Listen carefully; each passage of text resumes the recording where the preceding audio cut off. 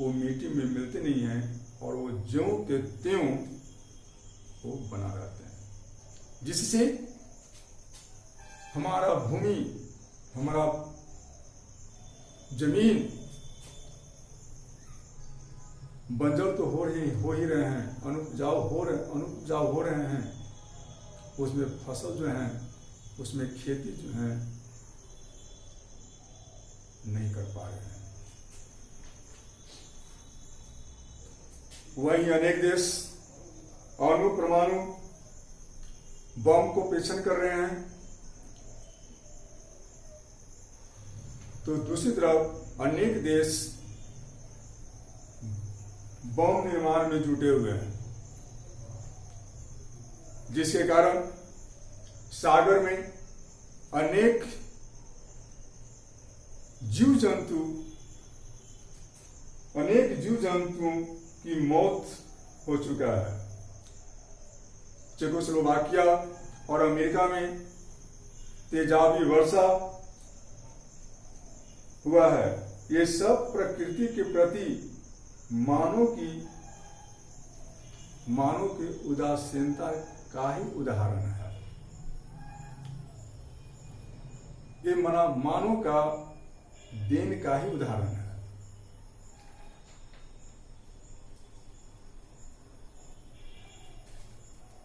गत 50 वर्षों में से जिस प्रकार जंगलों का सफाया किया गया है, उस तेजी से वृक्ष नहीं लगाया गया है। यदि जिस तेजी से वृक्षों की, पेड़ पौधों की कटाई हुआ है, यदि उस गति से पेड़ पौधों को लगाया जाता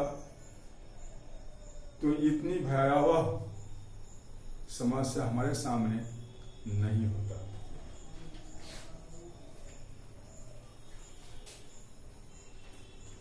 जैसा कि आप जानते हैं, अनेक रूप, अनेक आकार, अनेक रंग वाले जीव जंतु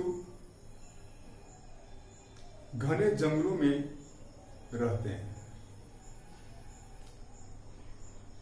घने जंगलों में विचरण करते हैं। उन घने जंगलों को मनुष्य ने काट कर समाप्त कर दिया है, जिसके कारण वे सभी जीव जंतु कितने विलुप्त हो गए और कितने विलुप्त के कगार पर हैं। यही कारण है कि राज्यों में, केंद्र शासित राज्यों में इन जीव जंतुओं को, वृक्षों के प्रजातियों को बचाने के लिए अभयारण्य, चिड़ियाखाना का निर्माण किया गया है, जिसे कि वृक्षों की प्रजातियां सुरक्षित रह सकें, जीव जंतु सुरक्षित रह सकें। आज से हजारों साल वर्ष पहले पेड़ पौधे, मनुष्य के अंतर्गत और भी शाकाहारी पशु आएंगे और हिंसक पशु, ये सभी का अनुपात बिल्कुल ठीक था। और कैसे ठीक था? क्योंकि एक दूसरे को वो नियंत्रित करते थे। जैसे पेड़ पौधों को शाकाहारी पशु और शाकाहारी पशु को मांसाहारी पशु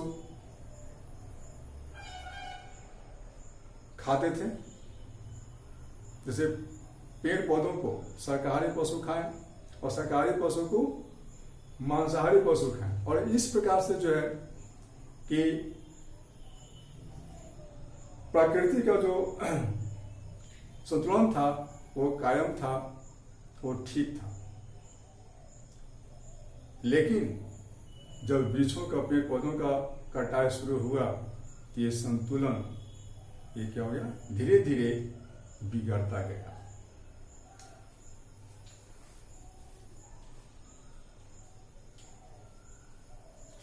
पेड़ पौधे सदा से ही मनुष्य के सहायक मित्रों की तरह व्यवहार करते आए हैं,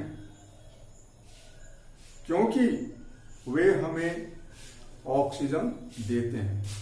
क्या मतलब क्या है कि हम कार्बन, श्वास के रूप में कार्बन डाइऑक्साइड छोड़ते हैं और उस कार्बन डाइऑक्साइड गैस को पेड़ पौधे ग्रहण करते हैं और पुनः ऑक्सीजन छोड़ते हैं। ये काम पेड़ पौधों की पत्तियों में छोटे छोटे बारीक छिद्र होते हैं, उनके द्वारा इन गैसों का उत्सर्जन होता है। वो गैसों को ग्रहण करते हैं और छोड़ते हैं।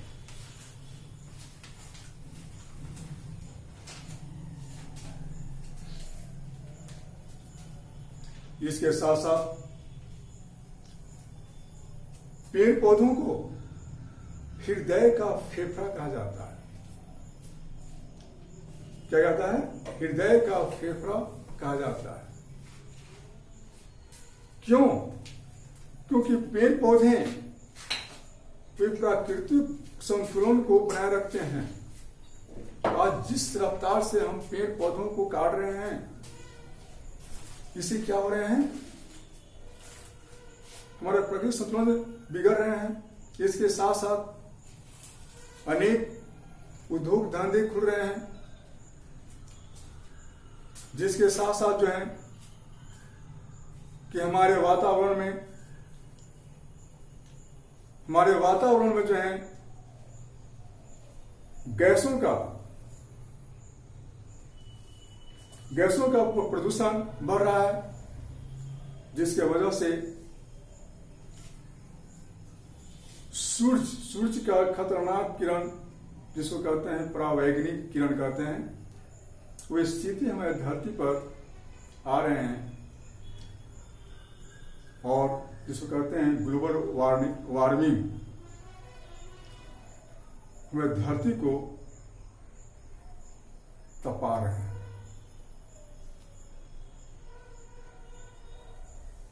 ये जो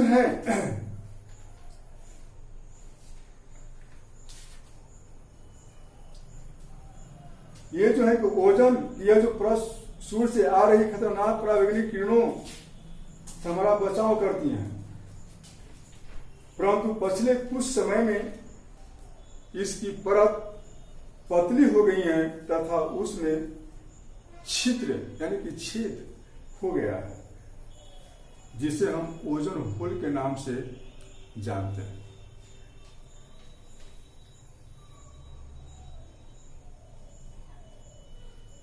इसी कारण मौसम प्रणाली के परिवर्तन देखे जा रहे हैं, परंतु यह निश्चित तौर पर कहा जा सकता है कि इस प्रकृति विपदा को स्वयं मनुष्य ने ही निमंत्रण दिया है और विभिन्न प्रकार के हानिकारक गैसों से के उत्सर्जन से धरती पर तापमान बढ़ता जा रहा है। शहर हो या गांव, आज मनुष्य का जीवन यांत्रिक बन गया है। प्रकृति के प्रति वह अपने उत्तरदायित्व को, अपनी जिम्मेदारी को भूल गए हैं। शहरी जीवन में कृत्रिम दुनिया खड़ी कर मनुष्य और प्रकृति, माने स्वयं और प्रकृति के बीच एक दीवार खड़ी कर ली है।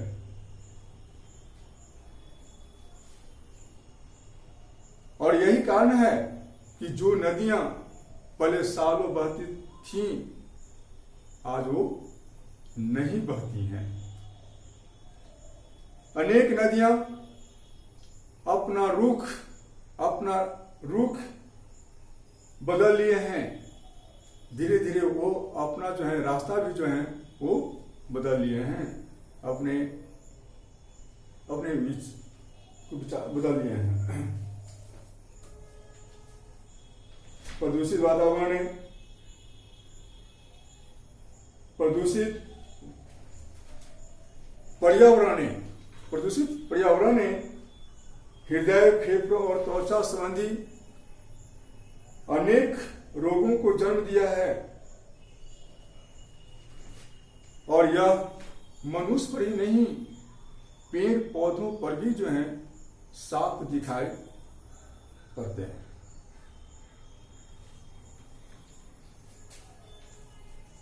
आज बदलती जलवायु, सूखते जंगलों, बंजर होता धरती, सूखी नदियों को देखकर मनुष्य का हृदय व्याकुल हो गया है। इसलिए आज मनुष्य प्रकृति के प्रति सजग हो रहे हैं, और यही कारण है कि वह अपने घर के आसपास बगीचे लगा रहे हैं।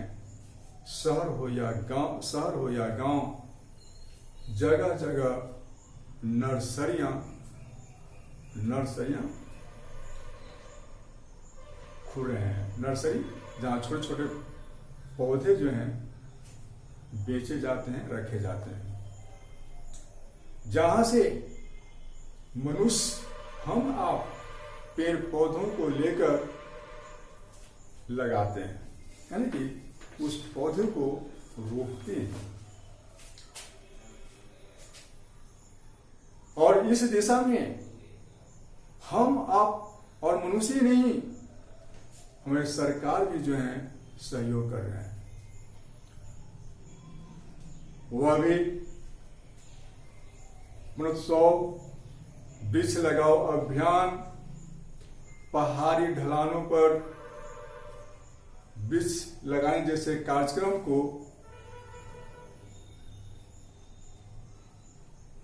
चालू किए हैं, लागू किए हैं, और वे भी, सरकार भी लगवा रहे हैं।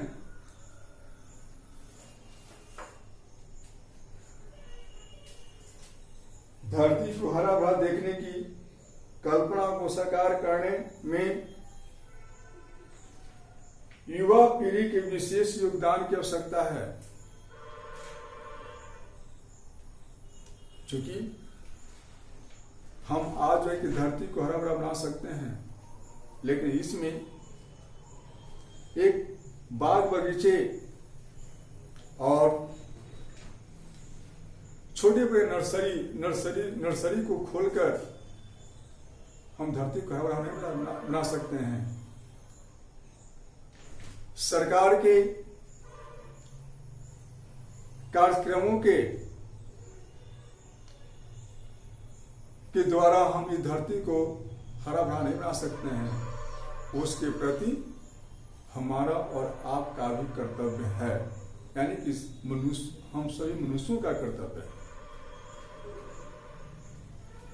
और इसके लिए जितने भी युवा पीढ़ी हैं, उनको आगे आना होगा। इसमें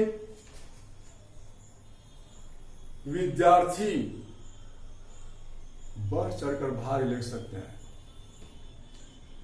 यदि अपने जन्म दिवस के अवसर पर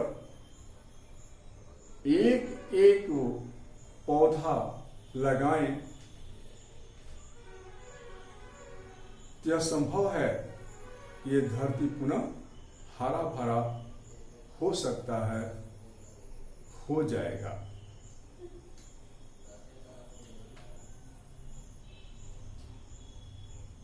यही कारण है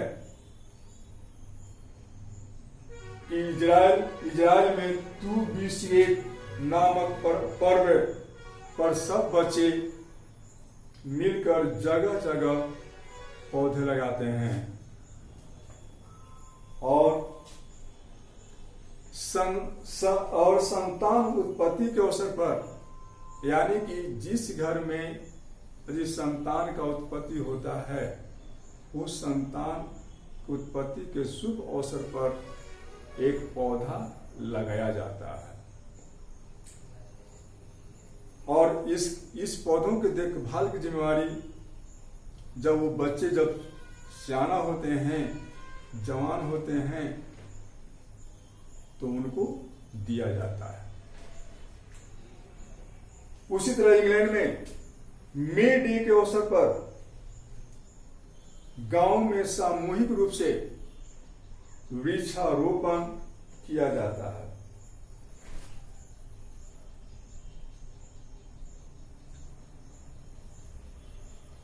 इस प्रकार के त्योहार भी वृक्षारोपण की दिशा में एक स्वस्थ परिपाटी बनाते हैं, यानी कि शुरू से जो चला आ रहा है उसको उस परिपाटी को उसको हम क्या करते हैं, निभाते चले आ रहे हैं।